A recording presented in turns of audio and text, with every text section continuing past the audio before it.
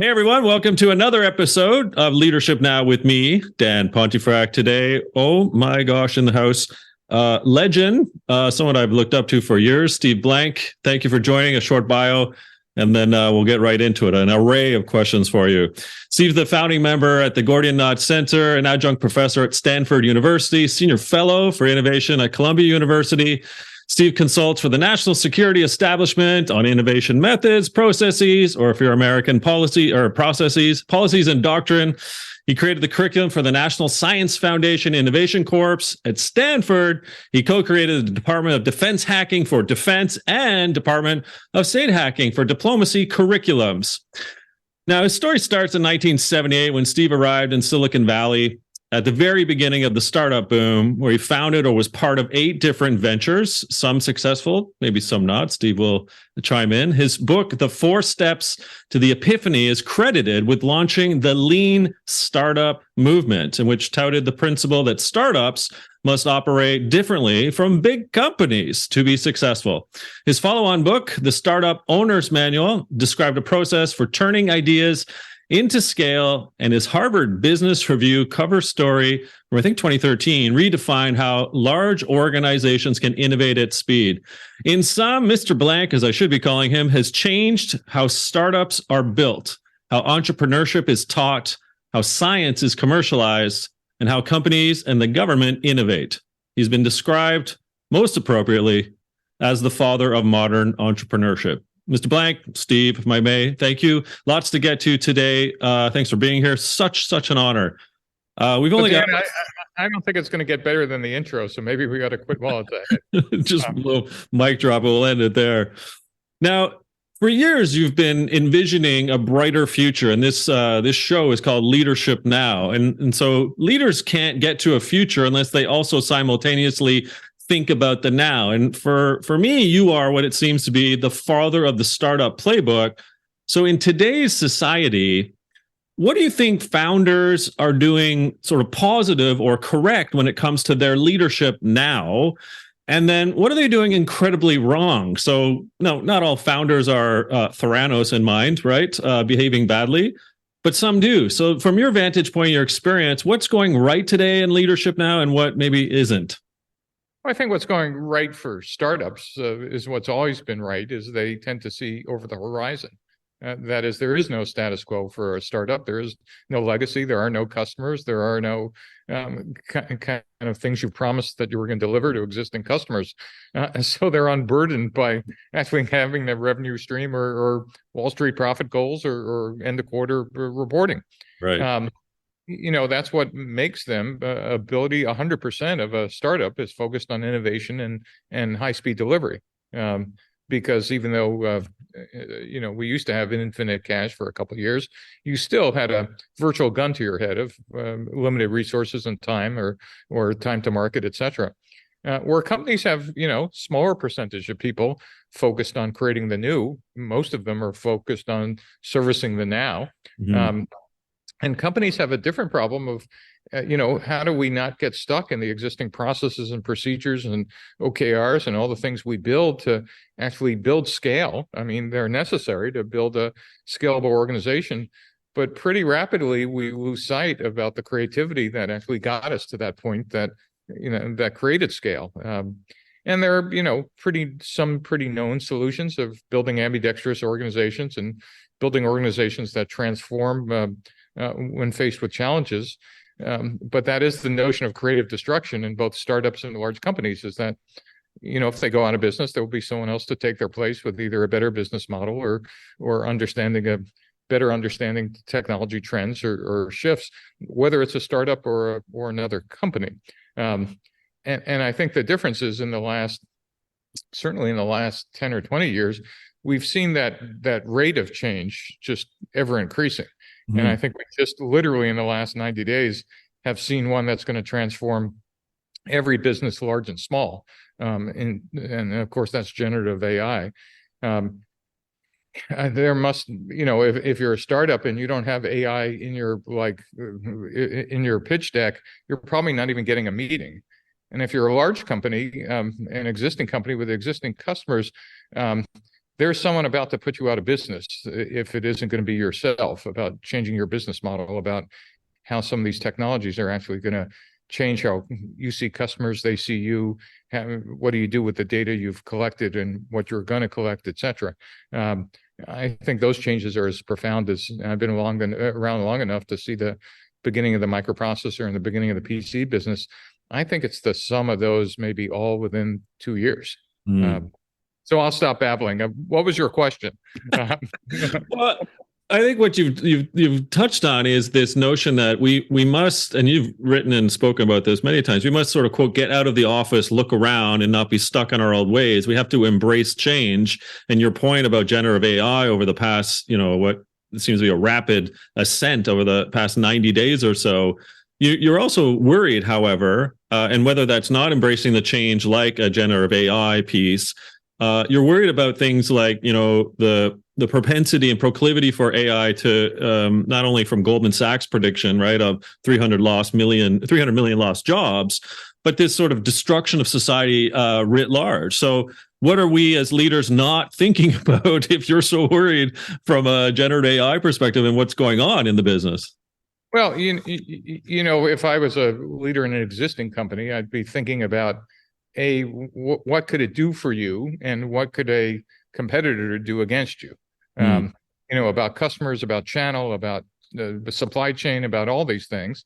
And the good news is, in a large company, we have tools for transformation. I mean, we kind of know that, transformation, typically you think about 4 pieces is, leadership, talent and people and support processes, and then running those innovation processes, whether it was the last thing was digital transformation. And now I think we're all going to go through an AI transformation, top to bottom. And then how do you run those parallel efforts?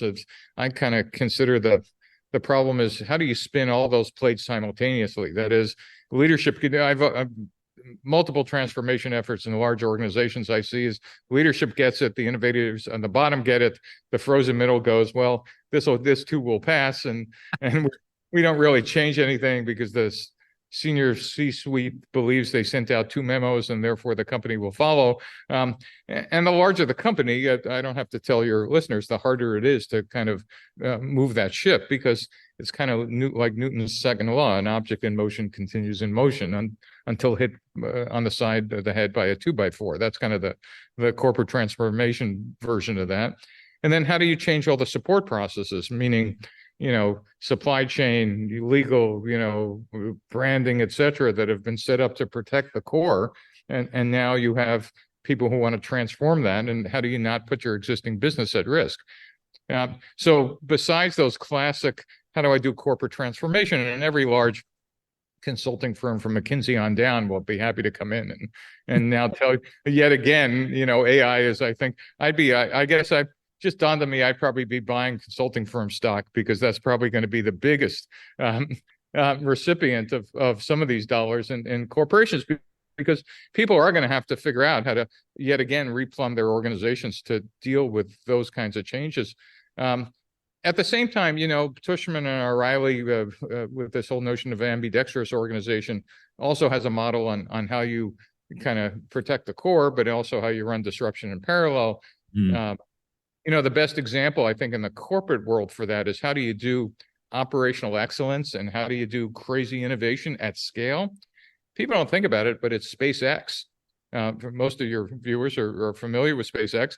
Well, they're launching out of 3 launch pads, 2 in Cape Canaveral, 1 in Vandenberg in California, an average every 4.5 days, a rocket into space. And that execution needs to be as pristine as anything that people who deal with customers probably in the world. You can't afford, there is no, like, we kind of got it right. It either gets into orbit or not.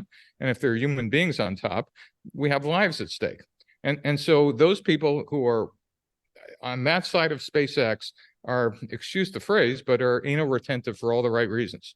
But there's another half of SpaceX that are run by crazy people. And these are the people building the next generation of rockets called Starship. And Elon's charter to them is, if you're not blowing things up, you're not innovating. And then he says, the next sentence, if you're not blowing things up fast enough, you're not innovating fast enough.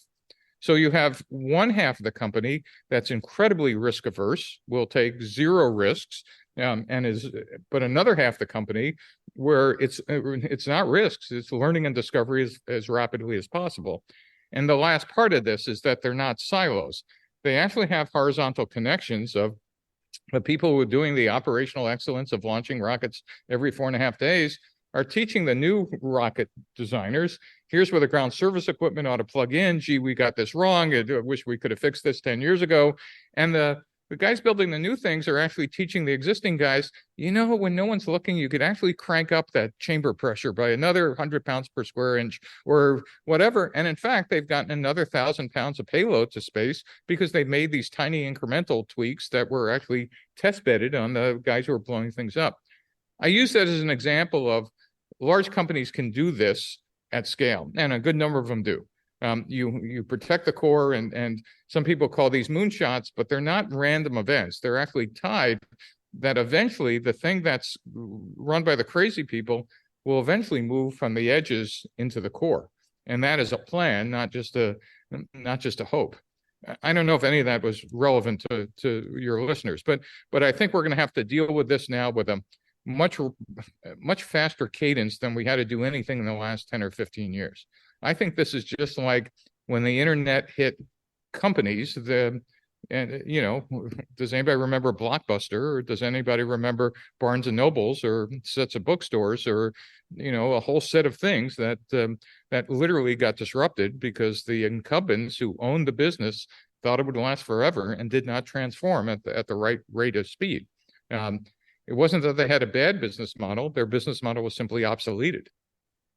Yeah, Kodak, BlackBerry / Research in Motion come to mind, right? I mean, there they were having the patent in the Kodak example of digital photography, and there was in the face of Jim Balsillie and Mike Lazaridis at RIM, the idea of having a camera and a phone and just, eye off the ball and just looking in the myopia of themselves. Or like they became bureaucratic. Would you agree?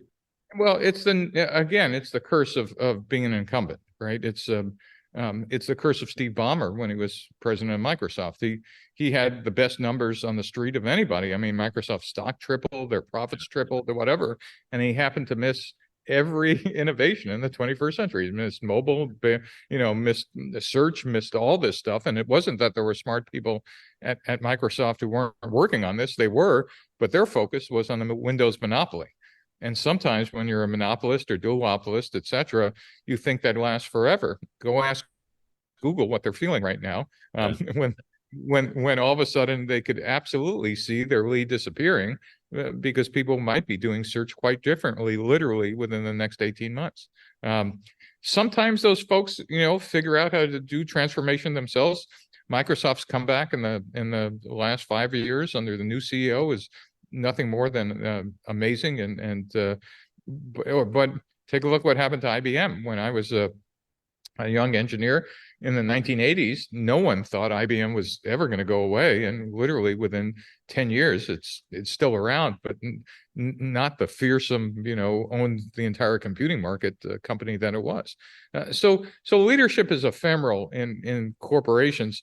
The thing that took me a while to figure out when I was young was that companies go on that traditional arc, right? They're originally startups, then they kind of grow, and if they don't figure out how to do these series of transformations, and again, Apple before and then after and then during Steve Jobs is a great example of it. Was Apple Computer that was kind of 4% market share, and Steve just literally did transformation after transformation, all within the span of less than 10 years, and reinvented the company every time. It wasn't just the iPhone; it was the App Store, it was the iPod, it was all the services business, etc.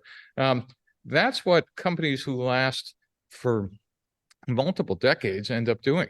And that's kind of hard when, in fact, you're in a current business where you're just simply printing money and profits. And then all of a sudden you realize you don't even have the corporate DNA because all those crazy people left because it wasn't a very interesting place for them. Doesn't mean it was a bad company. It meant that wasn't their home. And so now, do you acquire? Do you acqui-hire? Do you acquire other talent, or do you figure out how to grow it internally? Those are real challenges for a CEO in a business that needs to be transformed. And as I said as the preamble, man, in the last 90 days, it's at least my conclusion is there isn't a business around the world that isn't going to be hit with some major transformations. Mm-hmm. So, if I could touch on something that you haven't discussed yet, but I think relates to some of this, and that is, especially when you're talking about your former intern's world at SpaceX and Musk, and you've got the crazies and handholders, if you will, or the tepid folks. In many organizations, you have culture of cultures. And however, you've got the Department of Finance or, the CFO who's controlling purse strings often. And so you have cost efficiency planning or efficiency thinking versus effective thinking. And so you've got the do more with less people versus the people who want to innovate and say, look, if you don't think about, let's say, Kodak digital photography, our lunch is going to be eaten despite the fact we have 90% market share in film and camera. So you've got CFOs in this culture of fear, do more with less, efficiency mindset. Tell me a bit about how you advise and teach and consult and sort of get people thinking, appreciating, almost empathetically both sides to come at it from, a perhaps better view going forward. Well, one of the things I remind leadership is that, execution pays your salary, but innovation will pay your pension. That's good. And I mean, literally, if you just take 30 seconds to think about it, that's not just a glib line. That actually is why companies last more than a decade. And in fact, if all you want to do is squeeze profits for the next couple of quarters, just go ignore whatever is going to happen, because then, write the traditional note in an envelope you put in the desk for your successor, which says, prepare another note for your successor. I mean, so it really takes a C-level or sometimes a board level conversation is the status quo still sufficient? And if not, what do we need to do to start being ambidextrous again? As I said, it requires every large company, every organization has innovators at the bottom, banging their heads against the wall against an organization that is designed for execution. What this really takes is transformation from the top, from the leadership that says, okay, this is a serious corporate effort. We're going to have to change support processes. We're going to have to build innovation pipelines. We're going to have to train our people to both execute and innovate. We're going to have, and by the way, my ultimate test for CEOs who say, oh, we have innovation processes, come look at our beanbag chairs and our incubator, and we have great coffee cups and posters. The first thing I ask is, have you changed the incentive plans for any of your middle managers? Yeah. I mean, literally, that's the first diagnostic. And they look at, well, we've sent the memo out. No. Your existing folks have been they've been coming to work with the same job spec, with the same, here's how I do my job, here's how I get incented, this is my promotion and bonus plan and whatever. And if you haven't changed any of that to at least incent different types of work or incented any of them to incent innovation programs, then what's the surprise? And again, I'm only barely being glib here, but there are a couple of diagnostics you could just go in and ask about, well, what have you changed on the people processes to get the rest of the company moving? And what have you changed in organizational design? And by the way, if the same leadership, one level down, is the same leadership you had 5 years ago, you can almost set your watch about shorting your stock. You don't have the same people in a crisis or transformation in all levels of the company that in innovation than you did when you had an execution organization. And again, these are just data points on what a top to bottom transformation effort really looks like. As I said, there's for me, 4 lines of effort. There's leadership, there's support processes, there's the innovation processes, there's the people, and then it's all coordinated by some form of a transformation office that kind of manages metrics and statistics and responsible for training all that stuff. But it's not just a set of memos or what I call innovation point activities. I have an incubator in my company. Well, that's fine. How much of that stuff has actually gotten to be delivered through your channel, and what's its impact on revenue and profit? Well, let me show you another demo. Well, no. Or gee, we won so-and-so award. Well, that's nice. Show me the things in the hands of the sales force that didn't exist 18 months ago. Well, our pipeline process, again, things that make sense when you're the market leader in in a stable industry, are actually your adversaries. All that legacy process doesn't need to go away, but needs to, in fact, work in parallel with innovation processes that are taking risks or running experiments with a goal to deliver things with speed and urgency. And that's a big idea. Is how do we run things in parallel that don't break the core? Like we got an engine that's making us money, but how do we transition the core from the edge back in? I don't want to put an answer into your mouth, but I do think that you've written before about how the advocacy or your advocacy of having wisdom in the room with leaders and in the alignment to specifically leaders surrounding themselves with pros who have experience. So tell me a bit about how you see that as an alignment piece to ensuring that you are growing, innovating, and not being, quote, the smartest person in the room. So help me understand which kind of experienced people. Well, you've advocated that a leader, CEO, C-suite, somewhere, it doesn't really matter, should have a great alignment with other wisdom, not just themselves. Like it could be external, it could be internal, it could be both. But tell us how you see and why it's so important for leaders to specifically surround themselves with seasoned, experienced people, and why. So leaders of large organizations are historically, if they're not the founders of the company, and I want to make the exceptions of the Bezos or the Reed Hastings or the Elon Musk, that is the founders who are now running large corporations. There really is something to learn if you're a non-founder who have taken over or running a large execution organization. Yeah. And that is your skill set tends to be finance, marketing, sales, how to build repeatable and scalable processes. And those work fine when the world around you is the world you knew and the world you learned in business school 10, 15 years ago. I remind my students who have left that everything you learned in business school older than 10 years ago is obsolete, except for maybe accounting. That also isn't completely facetious. The tools of innovation and the things that are coming down the pike were probably not in your core classes that you've taken. And it's not, again, if you're a C-level exec, it's not that you are not seeing them, but that isn't what you're living. But there are people around you, inside your company, et cetera, that if you're going to deal with these transformations, you need a number two on your side who truly understand innovation models, innovation pipelines, innovation processes, transformation processes that are as important as the execution processes you've put in place. And as I said, there are great consulting firms that come in and help you do this. But the danger is, and I've seen this multiple times, is that you hire a firm to do this, but you don't quite understand why they're building a matrix organization or why they're standing up a moonshot factory or whatever. Yep. It's almost like when I tell startup founders, if you're hiring a consultant to do something for you, you might as well go out of business. What you want to hire a consultant for is teach you what they know. So in fact, it becomes your knowledge, and I'd pay them double for that. Is don't send somebody to Japan to set up your job. Have somebody take you to Japan and teach you how to do business in Japan. That's quite different from the same is true in a large corporation. If this is the first time you're going through a transformation, for God's sake, don't just outsource all this to a consulting firm. Doesn't mean don't hire one, they're world-class ones, but get in people who will teach you what this means and why they're suggesting to make these types of organizational changes, because you need to have that fingertip feel yourself, or you will just be writing 7 and 8 digit checks for things that may or may not work for your company with your people and your culture. I want to emphasize culture.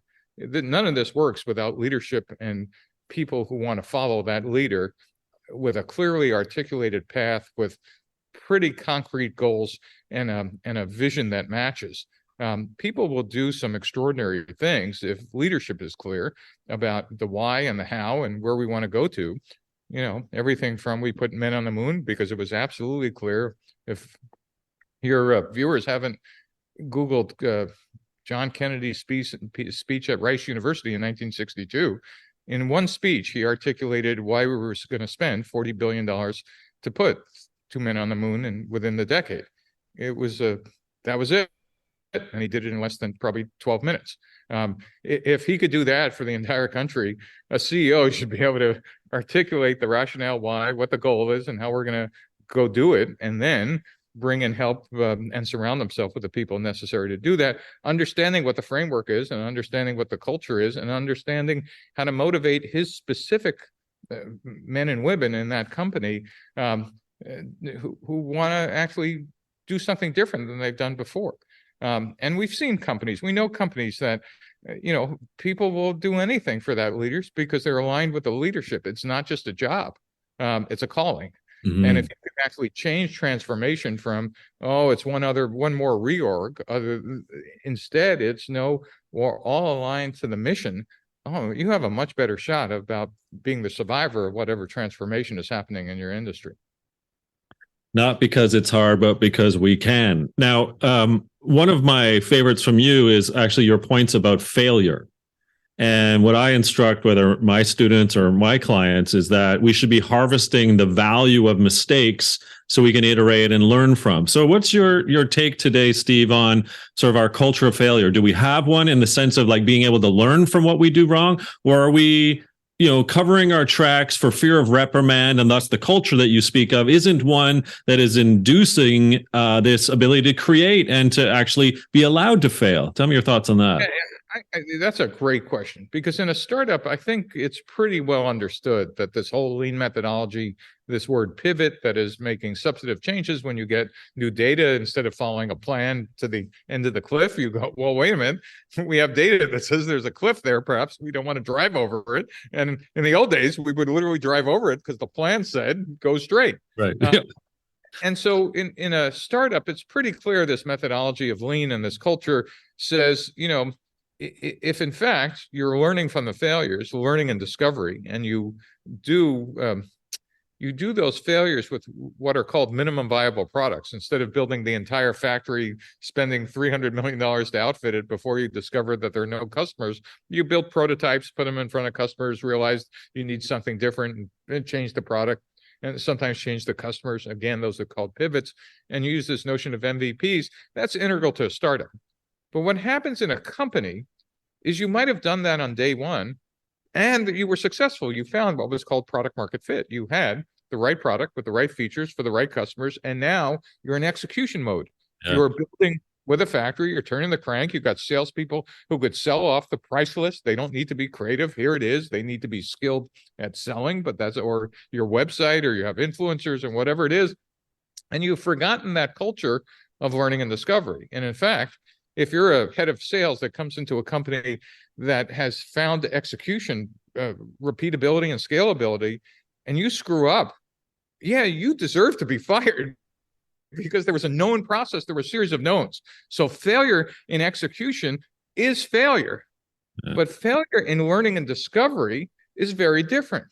That's never articulated in a large company. Are we executing knowns and you screw that up? Yeah, you failed. But are we learning new things or trying to start new divisions? And the problem is that in companies, it's very hard to separate out execution processes from learning and discovery, searching for business model processes. And when you try to run them in the same division, so for example, if I have an existing engineering group or an existing functional division that's a product line division, it's very hard to run execution and innovation in there simultaneously, because the cultures just tend to conflict. That's why you tend to make these ambidextrous organizations where you spin out some of these things internally, so you could run different cultures at different speeds with things blowing up, but not blowing up your existing customer base or putting the core at what I call putting the core at risk. Did that help? Oh my gosh, such a great delineation, which then sprung another question which potentially relates, and that's the argument that, for much of the 20th century, we've had venture capital and societal interests align, right? And so, kind of like your idea of failure and execution is failure. It's a no. Why the hell are we failing that? But if we're innovating and trying to co-create and ideate something, okay, cool. But it's okay to fail is my point. We've been back to the question. We've been so aligned that most of those investments tended to be, I would just say, ethical, maybe purpose driven, without actually saying the term purpose driven. But it feels like these days that it's been decoupled. And Steve, my question for you is, okay, so VCs are unregulated, fine. They're designed to optimize investor returns. Okay, I can believe that. But then when the board or the C-suite are involved in that short-termism thinking, or the maximization of shareholder return thinking, they're almost, in my opinion, culprits to that. Well, we can't fail. We're only going to focus on EBITDA. So tell me a bit about business climate, society, and the interrelationship between that these days, and your views on that. Well, what's the future of the organization question? You use the word culprits. I like to use the word unindicted culprits for now. Okay, I'll take it. The day there's a perp walk with a VC firm who invested in some of these unethical things, well, we might see a change in culture. But I think you nailed it. Is that in the 21st century, given I don't even know if the SEC is still around. I mean, there are SEC, FTC, all the things that used to have some regulatory control over public and sometimes even private companies have been so demonized that for all the interests who didn't want regulation, you got VCs be able to go home and look their children in the eye and invest in Juul. I mean, that's venture backed and no one shames them on the street, or Facebook, do no evil, maybe, or Google do no evil when they began. But I tell my students, it's, working for Facebook now is, like going to work for the manufacturers of OxyContin. I mean, wow. Like now that we know the harm of social media, why would you go do that other than all you can think about? That's the only way you can make some money. And that's at least schools I teach in, that means you probably should have failed your classes. So the problem is both society and the regulatory infrastructure of the United States have changed, as well as this notion of shame has kind of disappeared from venture capitals.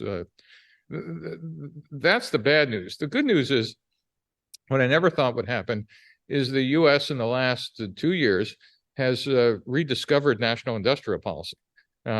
Meaning the CHIPS Act, the Inflation Reduction Act, has actually put the government's thumb on where we're going to put some serious dollars or serious tax breaks for investors. That has actually encouraged things that are good for society, bringing semiconductors manufacturing back to the U.S. People think of it as jobs and good to have. It might actually deter a war. If we could get as much semis out of Taiwan as we can.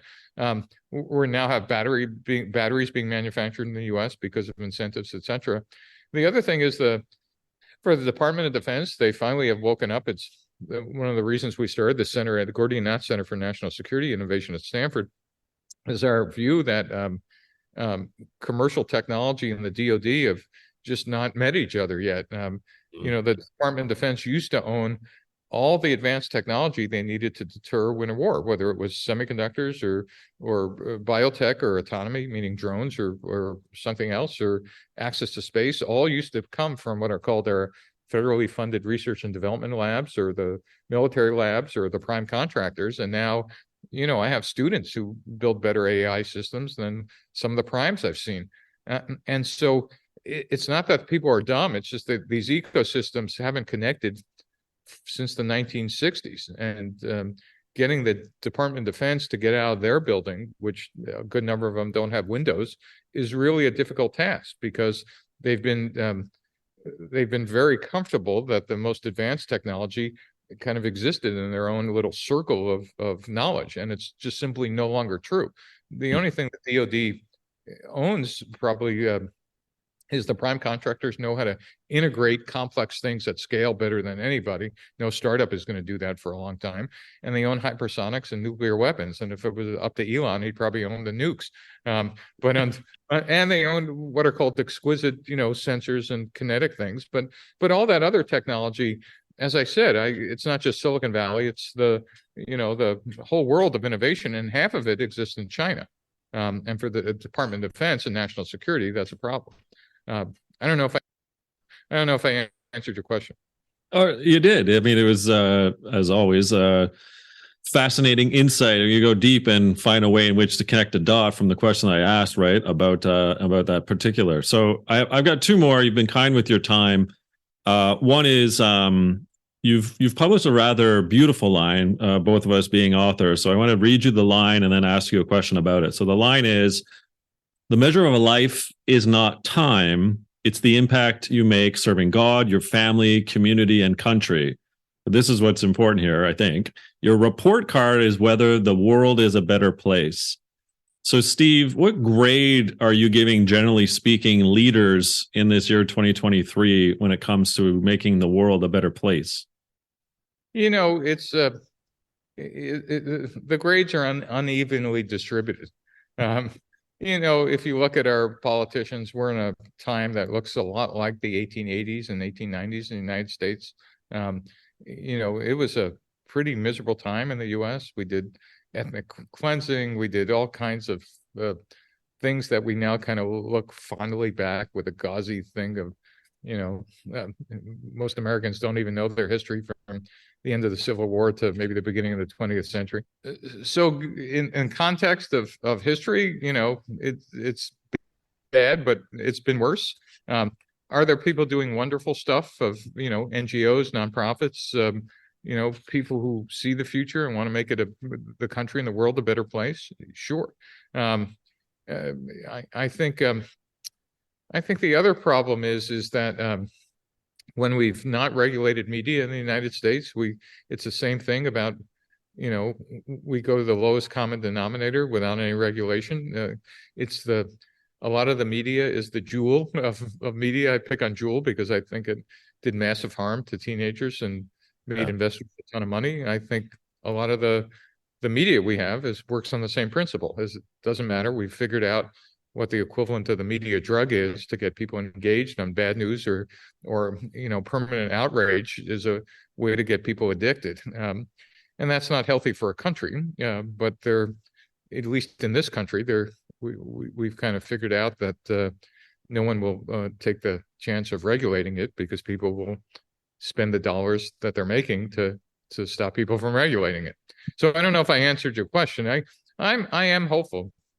I teach students, I think much like you do, and see how passionate they are about doing something important, whether it's for profit or nonprofit. And I don't see them wallowing in despair. I see them again entering the world with not only hope but confidence that they could change the world, and that should give us all a lot of hope. Is that some of them will. We just don't know which ones they are. So I pass all of them. Excellent. Well, speaking of that, last question. I'm laughing already because there's a second follow-up to it. Who's your favorite, Eric Ries or Alex Osterwalder? I'm just kidding. What have those two meant to you ultimately? Because they certainly look up to you. They're friends of the show, of course. Well, if you think about it, the lean methodology, at least as I teach it, is, I kind of started the first piece, which was customer discovery, but then it was Eric who said, Eric was the first practitioner of this, and his observation immediately was, Steve, customer discovery belongs paired with agile engineering. And while he didn't invent it, he was the first one to take advantage of it. And he said, you grew up in a world of waterfall, which is a series of engineering steps. And he grew up in a world that was just discovering agile. Why don't we pair them together? Yeah. And then when I started teaching this stuff at Stanford, I was struggling with how do I put it all in context. And one of my teaching assistants, who's now a co-founder of Floodgate, Anne Miraco, said, hey, I found this book you ought to read. And I had been reading literature, trying to figure out who's best described something rather than a business plan. I said, well, first you got to read this PhD thesis. And she said, no, you got to read this book. And we passed it across each other. And I had handed her Osterwalder's PhD thesis, and she had handed his first book, Business Model Generation.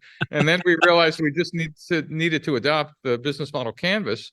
And then Lean became customer development, agile engineering, and the business model canvas to keep track of all the moving parts that, or at least 80% of the moving parts you need to think about when you're transforming a business. So between the three of us, I think we created the form of what we can honestly call modern entrepreneurship in the 21st century. And I remind folks that that academics have been writing about these pieces for years, and I think the value all three of us brought, Reese and Osterwalder and Blank, was not that we invented this stuff. Is number one, this was best practices that people were doing anyway. They just didn't have the words to describe it.